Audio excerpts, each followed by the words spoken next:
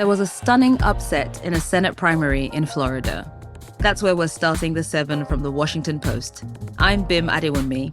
It's Wednesday, August 19th. Let's get you caught up with today's 7 stories.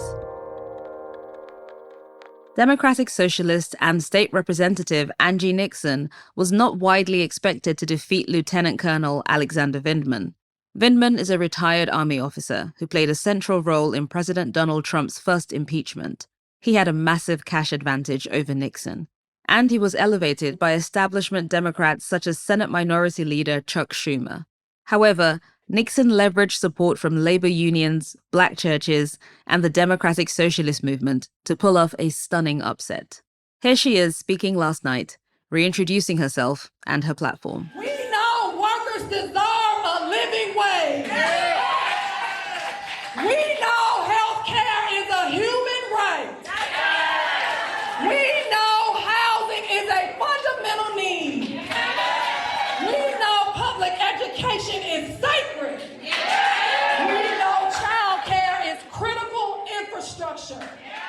The race between Nixon and Vindman was yet another wrestle between the Democratic Party's ideological factions.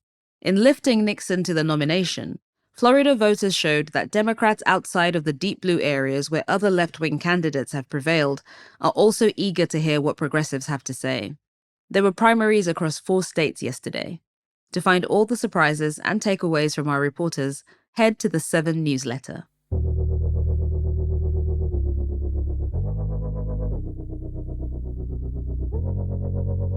President Donald Trump gave Canada a last-minute reprieve from 50% tariffs. That's number 2. Last month, Trump announced massive tariffs to Canadian beer, cheese, and some of the country's other goods. They were due to take effect at 12:01 a.m. today. But less than 2 hours before that, Trump made an announcement via his Truth Social account. He said he would pause the levies for 3 days while a deal was finalized. He did not provide details of the deal, but referenced a controversial pipeline project. Tensions between the US and Canada had been high since last year when Trump began implementing tariffs on countries around the globe. Those tariffs have since been overturned by the US Supreme Court, but Trump turned to other legal avenues to impose new levies.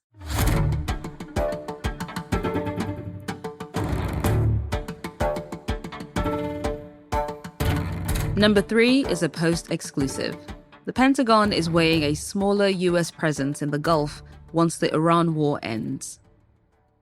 America's large overseas military bases in the Persian Gulf have been battered by months of Iranian strikes. The Defense Department has already signaled that it might not rebuild its bases exactly as they were before the conflict. But Post reporting suggests that the Pentagon might go further. The department is evaluating the US military footprint in the Middle East, according to officials and others familiar with the matter. One of the key areas the Defense Department is assessing is whether to pull back troops from the Persian Gulf. The discussions are an early sign of the Iran war's potential to transform the US presence in the region. Allies in the Gulf have for decades depended on US forces for their defense.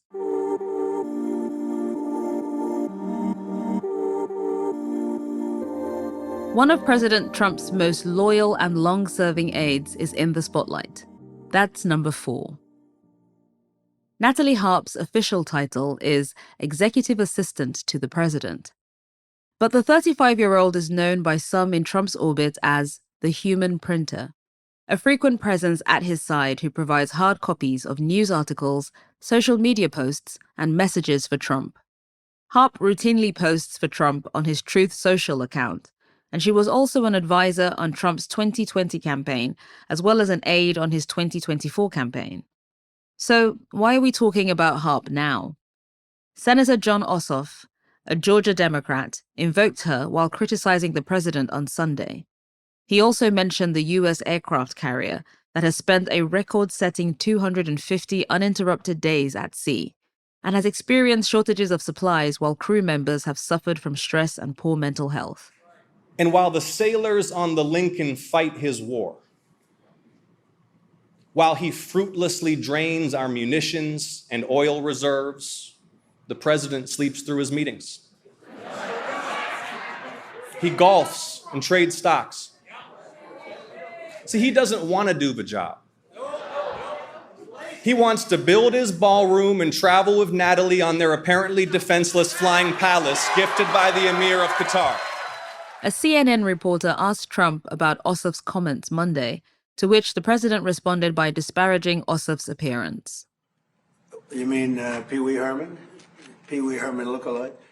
In a statement to the Post, a White House spokesman called Harp, quote, one of the most loyal and hardest working aides on President Trump's team, and called Ossoff's rhetoric cringeworthy.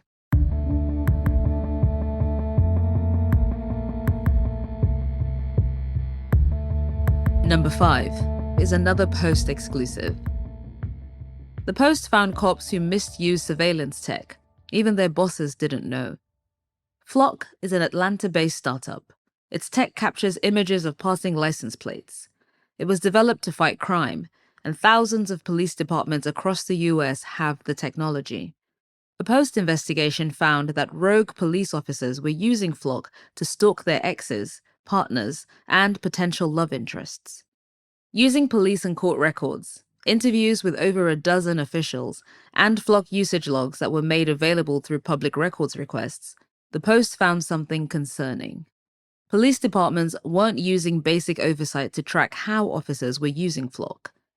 After the Post's reporting, 2 officers who were accused of misusing license plate readers were disciplined. And last week, Flock said it planned to update its software to automatically review all abnormal activity.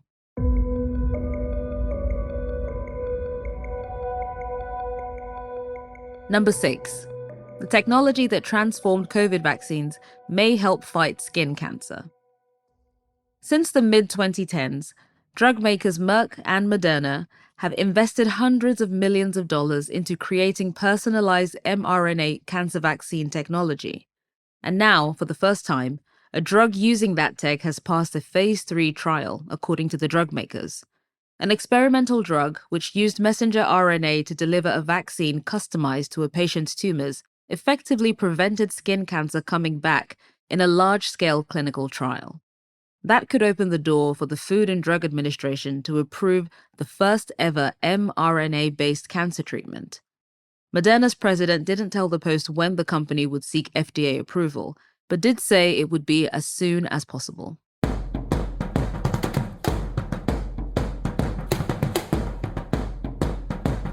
And at number 7, a 3-move workout used by Tom Holland could help you get stronger in 20 minutes.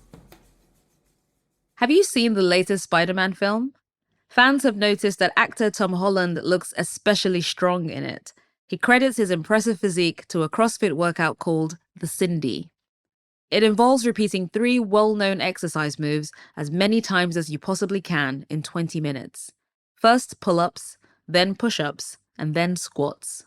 The Post asked the personal trainer about the workout, and she approved. If you'd like to give it a go yourself, you can find all the benefits of it as well as adjustments for people with different fitness levels by clicking the link to our newsletter. You can find that, as always, in our show notes.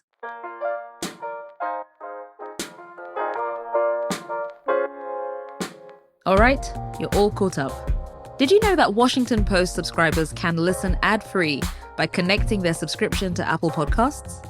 If you bought your subscription from the Post, connect your subscription by visiting the Washington Post channel in Apple Podcasts and tapping Already a Subscriber.